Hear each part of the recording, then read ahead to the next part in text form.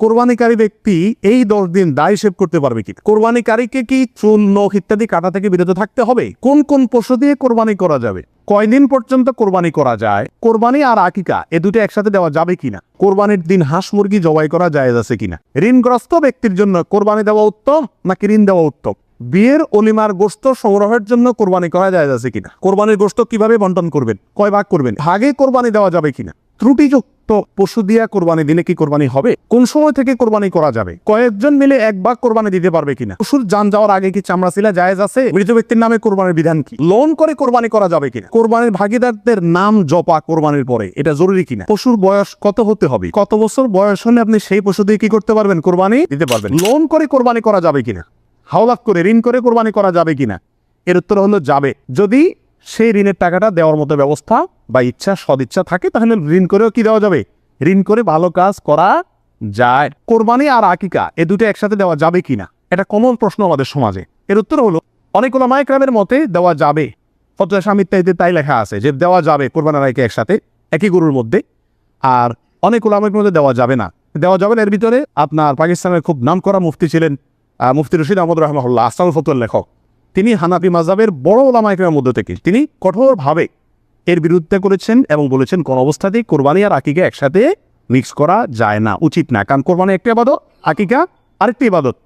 আর তাছাড়া গরু এক অংশে একাধিক ব্যক্তি দিতে পারবে, এটা কোরবানির ক্ষেত্রে নবী সাল্লাল্লাহু আলাইহি ওয়াসাল্লাম বলছেন, আকিকার ক্ষেত্রে বলেন নেই। সেজন্য কোরবানি এবং আকিকা পৃথক হওয়া উচিত। একই দিনে হতে পারে, কিন্তু গরুর অংশে কোরবানি না, এই আকিকার কারণ নামের অংশ থাকা উচিত না। এই মতটা বেশি শক্তিশালী এবং বেশি সতর্কতামূলক। কোরবানির গোশত কিভাবে বন্টন করবেন? কয় ভাগ করবেন? এর উত্তর হলো কোরবানির পশু 3 ভাগে বন্টন করা ওলামায়ে কেরাম মুস্তাহাব বলেছেন, কিন্তু কোন হাদিসের ক্ষেত্রে আলাদা করে এভাবে নির্দেশ করা হলে যে 3 ভাগ করতে হবে। আল্লাহ কোরআনে বলছেন যে ফাকুলু মিনহু, তোমরা কোরবানির পশু থেকে নিজেরা খাও, ওয়া তাইমু আল কানিআ ওয়াল মুতাররা, ধনী গরিব সবাইকে দাও। তাহলে ধনী গরিব 2 ভাগকে দাও, আবার নিজে খাও, 3টাই হয়ে গেল এখানে। এর থেকে 3 ভাগ মোটামুটি ভাবে ইঙ্গিতে বোঝা যাচ্ছে, কিন্তু এটা কোনো জরুরি কিছু না। আর সহিহ মুসলিম হাদিসে আছে রাসূলুল্লাহ সাল্লাল্লাহু আলাইহি ওয়াসাল্লাম বলেছেন তোমরা নিজেরা খাও, আবার রেখেও দাও, আবার দানও করো, অর্থাৎ 3টা করা যাবে। আবার সহিহ মুসলিমের আরেক বর্ণনায় আসছে তোমরা খাও এবং মানুষকে খাওয়াও। তাহলে বোঝা গেল নিজে খাওয়া অন্যকে দান করা সবগুলাই উত্তম এই কোরবানির গোশতের ক্ষেত্রে। এরপরে আসি কোন কোন পশু দিয়ে কোরবানি করা যাবে। আপনি হাঁস মুরগি দিয়ে কোরবানি দিলে কোরবানি হবে কিনা? এর উত্তর হলো বড় পশুর ভেতরে 3 ধরনের পশু আর ছোট পশুর ভিতরে 3 ধরনের পশু, এগুলো দিয়ে কি করা যাবে? কোরবানি দেওয়া যাবে। বড় পশুর ভিতরে কোরবানি দিতে পারবেন ওট, গরু, মহিষ, এগুলো দিয়ে। মহিষ দিয়ে দিতে পারবেন কিনা এটা নিয়ে ওলামায়ে কেরামের সামান্য ইখতিলাফ আছে। অনেকে মহিষকে গরুর অন্তর্ভুক্ত করেছেন, অনেকে করেন নাই। যার কারণে যারা করেছেন তারা বলছেন করা যাবে, যারা করেন নাই তারা বলছেন করা যাবে না। এজন্য একান্ত অনন্য উপায় না হলে সেদিকে না যাওয়াই ভালো ইখতিলাফের দিকে। আর ছোট পশুর ভিতরে 3টা, দুম্বা, ছাগল এবং ভেড়া, এগুলো দিয়ে কি করা যাবে? কোরবানি করা যাবে। এছাড়া অন্য কোনো পশু দিয়ে, এই গৃহপালিত পশু ছাড়া আপনি হরিণ দিয়ে অথবা অন্য কোনো হালাল পশু যেটা গৃহপালিত না, সেটা দিয়ে কি করা যাবে না? কোরবানি দেওয়া যাবে না, দিলে কোরবানি হবে। পশুর বয়স কত হতে হবে? কত বছর বয়স হলে আপনি সেই পশু দিয়ে কি করতে পারবেন? কোরবানি দিতে পারবেন। এর উত্তর হলো পশু যদি হয় সবচেয়ে বড় পশু অর্থাৎ ওট, তাহলে সেক্ষেত্রে সেটার বয়স হতে হবে কমপক্ষে 5 বছর। কত বছর? 5 বছরের নিচে যদি ওটের বয়স থাকে ওইটা এমনি জবাই করতে খাইতে পারবেন, কিন্তু কোরবানি হিসাবে কি করতে পারবেন না, জবাই করলে ওটা কোরবানি আদায় হবে না। গরু যদি হয় তাহলে সেক্ষেত্রে তার বয়স হইতে হবে কমপক্ষে 2 বছর। আর ছাগল, দুম্বা, ভেড়া এগুলো যদি হয় তাহলে তার বয়স হইতে হবে কমপক্ষে 1 বছর। তাহলে ছোট পশুগুলা 1 বছর, গরু 2 বছর, ওট 5 বছর। ছোট পশুর মধ্যে আবার দুম্বা, ভেড়া এগুলো যদি 6 মাসের বয়স, 7 মাস, 8 মাসের বয়সেরটা দেখতে 1 বছরটার মতো বড় দেখা যায় তাহলে চলবে, কিন্তু ছাগলের ক্ষেত্রে পরিপূর্ণ কি হইতে হবে? 1 বছর হওয়া লাগবে। বিয়ের অলিমার গোশত সংগ্রহের জন্য কোরবানি করা যায় আছে কিনা? আমাদের দেশে উল্লেখযোগ্য সংখ্যক বিয়ে হয়ে থাকে কোরবানিদের পরে। আপনারা খেয়াল করবেন, আগদা হয়তো আগে পরে হয়, খাওয়ান দাওয়ানের অনুষ্ঠান হয় কোরবানিদের পরে। আল্লাহ মাফ করুক, কোরবানির সময় তো গরু একটা এমনি জবাই করা লাগে, তো ওই সময় যদি অলিমার অনুষ্ঠানটা বা বৌভাতের অনুষ্ঠানটা করা যায় তাহলে তো ওই গোশত দিয়েই সারা যায়, গোশতের টাকাটা বেঁচে যায়। যদি কারোর এরকম উদ্দেশ্য থাকে তাহলে সেক্ষেত্রে তার কোরবানি হবে না। আর যদি কেউ মনে করে যে না ঈদের পরে সবাইকে পাইতে সুবিধা হয় সেজন্য ওই টাইমটাতে করতেছি, অথবা আপনার কোরবানি করলাম অলিবার জন্য আলাদা গরু জবাই করলাম, অথবা আপনার কোরবানির গোশত অলিবার জন্য করি না, আমি অলিমা করলেও একটা গরু দেই, অন্য বছর না থাকলেও একটা গরু আল্লাহর জন্য দেই, এরকম যদি কেউ থাকে তাহলে তার জন্য যায়। আর তা না হলে এই কোরবানির গোশত দিয়ে অলিমা সারা অনুষ্ঠান সারা এটা যদি ওই উদ্দেশ্যে করে তাহলে সেক্ষেত্রে এটা কোরবানি হবে না, বরং এটা এক ধরনের তামাশা হবে কোরবানির নাম। কোরবানির দিন হাঁস মুরগি জবাই করা জায়েজ আছে কিনা? আমাদের দেশে অনেকেই গ্রামের দেশে বলেন যে কোরবানির দিনগুলোতে ঈদের দিনে কি করা যায় না, হাঁস মুরগি জবাই করা যায় না। আসলে কতটা সঠিক? উত্তর হলো এটা সম্পূর্ণ ভিত্তিহীন বানোয়াট কথা। এর কোনো গ্রহণযোগ্য ভিত্তি ইসলামী শরিয়াতে নাই। বড় কোরবানি ঈদের দিনে কেউ চাইলে হাঁস বা মোরগ কি করতে পারবে, জবাই করতে পারবে। তবে যদি এটাকে কোরবানির নিয়তে করে যে আমার তো গরু ছাগল দেওয়ার সামর্থ্য নাই, আমি মুরগি দিয়েই দিলাম কোরবানি, তাহলে সেক্ষেত্রে এই জবাই কি হবে না, জায়েজ হবে না। কারণ এই পশু দিয়ে কি হবে না, কোরবানি হবে না। এমনি গোশত খাওয়ার জন্য যদি জবাই করে তাহলে ঈদের দিনেও জবাই করাতে কোনো সমস্যা নাই। কয়দিন পর্যন্ত কোরবানি করা যায়? কোরবানির সময়সীমা কতদিন?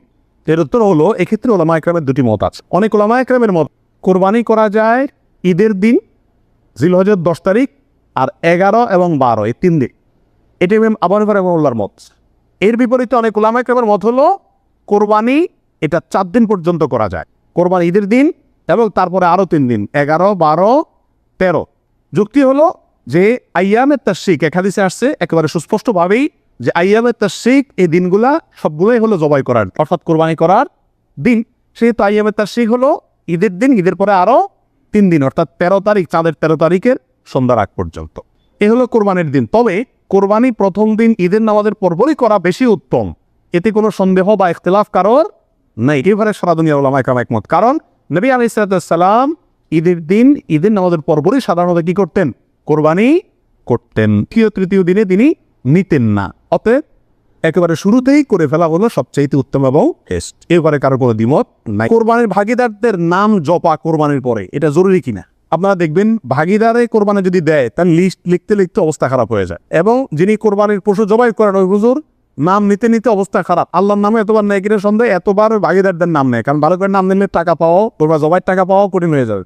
তো এটা জরুরি কিনা? উত্তর হলো এটা মুস্তাহাব। কোরবানি করার পরে আল্লাহুম্মা তাকাব্বালহু মিন ফুলান ফুলান ফুলান, আল্লাহ এটাকে অমুকের পক্ষ থেকে নাম ধরে তার পক্ষ থেকে কবুল করুন, এরকম বলাটা মুস্তাহাব উত্তম। রাসূল আকরাম সাল্লাল্লাহু আলাইহি ওয়াসাল্লাম নিজেও বলেছেন আল্লাহ এটা আমার পক্ষ থেকে কবুল করেন, এটা আমার উম্মতের পক্ষ থেকে কবুল করেন, আমার পরিবার এটা আমার উম্মতের পক্ষ থেকে। তাহলে এভাবে সবাইয়ের পক্ষ থেকে কোরবানি যে কজন দিচ্ছে তাদের পক্ষ থেকে কোরবানি হচ্ছে এই কথাটা, এবং তাদের পক্ষ থেকে আল্লাহ কবুল করেন, এটা বলাটা উত্তম, মুস্তাহাব কিন্তু কিনা। কোনো কারণে যদি কেউ বলতে ভুলেও যায়, নিয়ত যেহেতু আছে আল্লাহ জানেন, অতএব কি হয়ে যাবে, কোরবানি হয়ে যাবে। পশুর জান যাওয়ার আগে কি চামড়া ছিলা জায়েজ আছে? উত্তর হলো না, কঠোরভাবে নিষেধ। আমাদের দেশে কসাইরা এবং যারা চামড়া ছিলে নিজেরা অবশ্য দেখা যায় জান এখনো পুরো বাইর হয় না, রু বাইর হয় না, তার আগেই ওই পায়ের রগ কাটা শুরু করে, চামড়া ছিলা শুরু করে, পুরো নাড়াচাড়া করে। এটা জায়েজ নাই, এটা গুনাহের কাজ। আপনি কোরবানি করছেন ইবাদত, অথচ গুনাহ হচ্ছে সাথে। নবী রাসূলুল্লাহ সাল্লাল্লাহু আলাইহি ওয়াসাল্লাম বলেছেন ইন্নাল্লাহা কাতাবাল ইহসানা আলা কুল্লি শাই, আল্লাহ সব বিষয়ের প্রতি ইহসান করার নির্দেশ করেছেন। অতএব ফাইদা কাতালতুম ফাআহসিনুল কিতলাতা ওয়া ইযা যাবাহতুম ফাআহসিনুজ যাবিহাতা, তোমরা যখন কোনো পশুকে জবাই করবে তখন এই পশুর প্রতি রহম করিও, ভালো করে ধারটা দিয়ে নিবে, নবী সাল্লাল্লাহু আলাইহি ওয়াসাল্লাম বলছেন, যাতে করে তার রু বেরোতে কষ্ট না হয়। সেখানে জীবিত অবস্থায় এখনো মরে নাই, আপনি চামড়া ছিলা শুরু করে দিলেন, এটা খুবই অন্যায় এবং জুলুম। কসাই যদি করে তাকে থামাই দিবেন যে রু যেতে দাও, তারপরে হাত দাও। কোরবানিকারীকে কি চুল, নখ ইত্যাদি কাটা থেকে বিরত থাকতে হবে? উত্তর হলো হ্যাঁ। নবী রাসূলুল্লাহ সাল্লাল্লাহু আলাইহি ওয়াসাল্লাম বলেছেন মান আরাদা আন ইউযাহিয়া, যে ব্যক্তি কোরবানি করার ইচ্ছা রাখে, পোষণ করে, ফালা ইয়াখুয মিন শা'রি ওয়া আযফারি শাইআ, সেজন্য তার নখ, চুল ইত্যাদি কোনো কিছুতে হাত না দেয়। কোরবানির ঈদের 10 দিন আগে, চাঁদ যেদিন উঠবে ওই দিন থেকে নিয়ে ঈদের দিন পর্যন্ত এগুলো করা যাবে না। কি করা যাবে না? চুল, নখ ইত্যাদি কাটা যাবে না, কাটবে না কোরবানিকারী ব্যক্তি। কোরবানি দেওয়ার পরে চুল, নখ ইত্যাদি কাটবে, এটা খেয়াল রাখা উচিত। কোরবানিকারী ব্যক্তি এই 10 দিন দায় সেভ করতে পারবে কিনা? জটিল একটা প্রশ্ন। কোরবানি করবেন, বাকাওয়াতি করবেন, খুব ভালো কথা, জায়গায় এসে ধরা গেছেন, দায় সেভ করতে পারবেন কিনা? উত্তর হলো না। দায় তো কোরবানি করলেও সেভ করা যাবে না, না করলেও সেভ করা যাবে, এটা তো সর্বাবস্থায় চাঁচা হারাম। সেক্ষেত্রে কোরবানির এই সিজনগুলোতে এসে গুরুত্বটা আরো বাড়ে। একে তো এমনি হারাম, আবার কোরবানি করছেন সেজন্য নবী সাল্লাল্লাহু আলাইহি ওয়াসাল্লাম বলছেন আপনি যেন না ধরেন, এগুলোতে হাত না দেন। তাহলে কোরবানি করার যদি ইচ্ছা থাকে, আল্লাহকে সন্তুষ্ট করতে আসলেই মনে চান, তাহলে এই 10 দিন দায়িত্ব কি করতে পারবেন না, সেভ দিতে পারবেন না। কোচা কোচা দাঁড়িয়ে নিয়ে কি করতে হবে, মসজিদে যেতে হবে। কোরবানি দেওয়া শেষ, এবার কি করতে পারবেন, দায় সেভ করতে পারবেন না, তাও যাবে না। কোন সময় থেকে কোরবানি করা যাবে?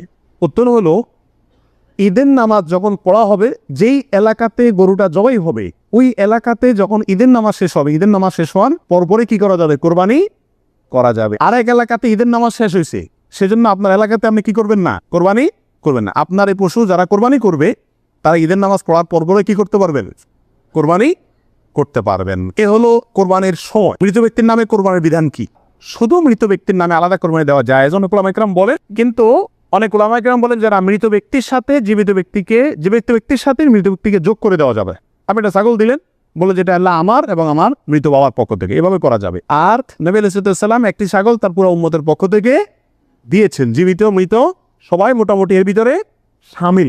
ভাগে কোরবানি দেওয়া যাবে কিনা, এটা একটা গুরুত্বপূর্ণ প্রশ্ন আজকালকার যুগে। কারণ কোনো উলামা একরাম বলছেন ভাগে কোরবানি দেওয়া যাবে না, বরং গরু হোক আর ওট হোক, যত বড় পশুই হোক, দিলে একজনের পক্ষ থেকে দিতে হবে, 7 ব্যক্তির পক্ষ থেকে যথেষ্ট হবে। এই যে কথা প্রচলিত আছে, এটাকে অনেক কোনো উলামা একরাম কি করছেন, অস্বীকার করছেন। আসলে সঠিক কোনটা, এ ব্যাপারে আগেই বলেছি যে একাডেমিক আলোচনা খুব বেশি লম্বাচড়া করার ইচ্ছা নাই এবং সুযোগও নেই। শুধু সংক্ষেপে এটুকু বলবো, সব যুগেই সবচাইতে বেশি সংখ্যক ওলামাদের মতে, বলা যায় প্রায় সবার মতে, সমস্ত ওলামা ইকরামের মতেই বলা যেতে পারে প্রায়, গরুর ক্ষেত্রে একটা গরু 7 জন ব্যক্তির পক্ষ থেকে কি হবে, কোরবানির জন্য যথেষ্ট। এক্ষেত্রে বিচ্ছিন্নভাবে যে 2-1 জন আলেম বলছেন যে গরু হোক আর ওট হোক একজন থেকে হবে, 7 জন থেকে হবে না, আমাদের যুক্তিগুলা খুবই ঠুনকো এবং খুবই দুর্বল। নবী আলাইহিস সালাম সফরে একাধিক ব্যক্তিকে কোরবানিতে অংশগ্রহণের সুযোগ দিয়েছিলেন। তারা বলেন যে এটা সফরের জন্য নির্দিষ্ট, অথচ নবী আলাইহিস সালাম সেটা নির্দিষ্ট করেন নাই, এটা ওনারা নির্দিষ্ট করছেন। নবী আলাইহিস সালামের কোনো নির্দেশ সফরে হোক, হাজারে হোক, সফরের বাইরে হোক, যে কোনো নির্দেশ সাধারণত ব্যাপকভাবেই সবার জন্য সব সময়ের জন্য প্রযোজ্য হয় যদি কোরআন এবং সুন্নাহর কোনো বর্ণনা দ্বারা নবী আলাইহিস সালাম নিজে ওইটাকে নির্দিষ্ট না করে দেন। তিনি সফরে যদি কোনো নির্দেশ করেন, ওই সফরের বাইরের জন্য সেটা কার্যকর হবে কি হবে না। যদি কেউ সফরের জন্য নির্দিষ্ট করতে চায় তাহলে তার জন্য পৃথক দলিলের প্রয়োজন। বিধায় এটাই হলো বেশিরভাগ ওলামা একরামের মত। বিচ্ছিন্নভাবে কোনো আলেমের মত থাকতে পারে, কিন্তু সে 1-2 জন আলেমের কথা না শুনে সংখ্যাগরিষ্ঠ ওলামা একরামের মতের উপর আমল করবেন। গরুর ক্ষেত্রে 7 জনের পক্ষ থেকে যথেষ্ট হবে। তবে একটা কথা এখানে বলতেই হবে, সেটা হলো উত্তম হলো একাকি দেওয়া, ভাগে না দিয়ে কি দেওয়া, একাকি দেওয়া। এক্ষেত্রে কারোর কোনো দ্বিমত নাই, একাকি দিতে পারলে সে সবচেয়ে বেস্ট এবং ভালো। কয়েকজন মিলে 1 ভাগ কোরবানি দিতে পারবে কিনা, 2 জন 3 জন 4 জন 5 জন মিলে 1 ভাগ কোরবানি দিতে পারবে কিনা। প্রবাসে দেখা যায় একটা রুমে 3 জন 4 জন আছে, তো কোরবানিদের দিন 4 জন মিলে যায় কি করে, একটা ছাগল কিনে নিয়ে আসে, এনে জবাই করে। তো 4 জন মিলে যদি একটা ছাগল দেয়, অথবা একটা অংশ গরুতে হোক অথবা ছাগলে হোক, কোরবানিতে যদি একাধিক ব্যক্তি যদি এক অংশ দেয়, কোরবানি হবে, হবে না। একটা অংশ একজন দিবে, সেখানে কয়েকজন যদি সেখানে অর্থায়ন করে, কয়েকজন ভাগ বসায়, আর এক অংশ কয়েকজন মিলে দেয়, তাহলে কি হবে না, কোরবানি হবে না, ওটা গোশত খাওয়া হবে। প্রবাসে যারা যেসব ভাইয়েরা, লক্ষ লক্ষ ভাইয়েরা প্রবাসী আছেন, দেখা যায় যে 5 জন 6 জন 7 জন একটা রুমে আছেন, তো তারা সবাই মিলে একটা ছাগল কিনে এনে গোশত খান, কোরবানি তাদের উদ্দেশ্য থাকে না।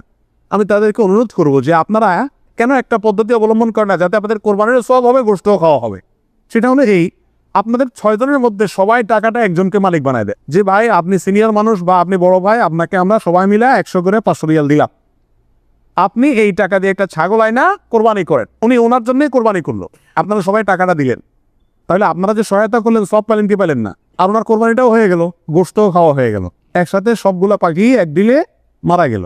আর যদি সবাই ঈদের দিনই জবাই করবেন ছাগল, তাহলে কোরবানি কেন করবেন? একটু চালাক হলেই কোরবানির সবটাও হয়ে যাচ্ছে, গোশত খাওয়াটাও হয়ে যাচ্ছে। প্রবাসী ভাইদের ভিতরে এই সমস্যাটা প্রচুর পরিমাণ দেখা যায়, যে 5-6 জন মিলে ছাগল কিনে কোরবানির নিয়ত কেউই করে না, অথবা সবাই মিলে কোরবানির নিয়ত করে, যার দুইটাই কি ভুল। ত্রুটিযুক্ত পশু দিয়া কোরবানি দিলে কি কোরবানি হবে? ত্রুটিযুক্ত পশু, একটা পশুর ভিতরে কোনো দোষ আছে, ত্রুটি আছে, সমস্যা আছে, রোগবালাই আছে, ওইটা এমনি জবাই করে খাইতে পারবেন, কিন্তু কোরবানি দিলে কোরবানি হবে কি না, এর উত্তর হলো কিছু কিছু ত্রুটি আছে, যেই ত্রুটিগুলো থাকলে পশু কোরবানি করলে ওই কোরবানি যথেষ্ট হবে না। আর কিছু কিছু ত্রুটি আছে যেগুলো থাকলেও কি দেওয়া যাবে, ওই ত্রুটি সহকারে কোরবানি দিলে কোরবানি হয়ে যাবে। কোন ত্রুটিতে আপনার কোরবানি দিলে কোরবানি হবে না?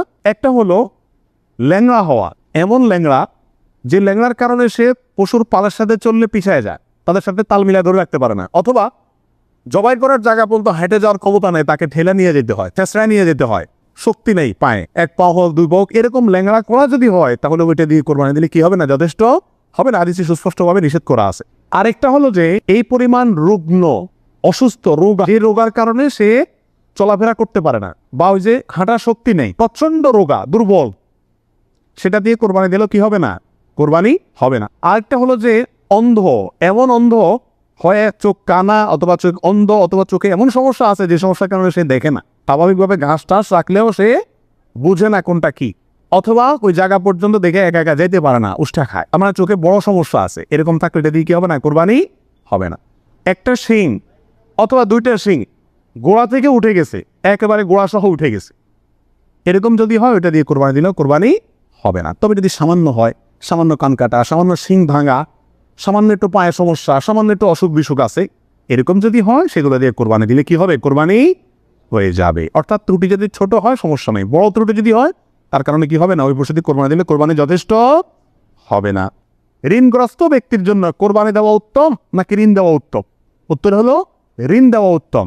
কারণ কোরবানির চাইতে তার জন্য ঋণের গুরুত্ব বেশি। সে যদি ঋণগ্রস্ত হয় তার জন্য কোরবানি ইসলামী শরীয়তে তার জন্য কোরবানি না, তার জন্য ঋণ দেওয়া জরুরি। সে ঋণ পরিশোধ করবে, এরপরে টাকা থাকলে কোরবানি দিবে, না থাকলে কোরবানি দিবে না। কিন্তু আমাদের আজকাল অবস্থা হলো ঋণ থাকলেও আমরা কোরবানি দিই, কারণ না দিলে মুখ রক্ষা হয় না, ছেলে মেয়ে কাপ দিকে চেয়ে থাকবে, গোস্ত করতে গিয়ে খাবে। অতএব এগুলা কোরবানি না, এগুলা রিছক গোস্ত খাওয়া।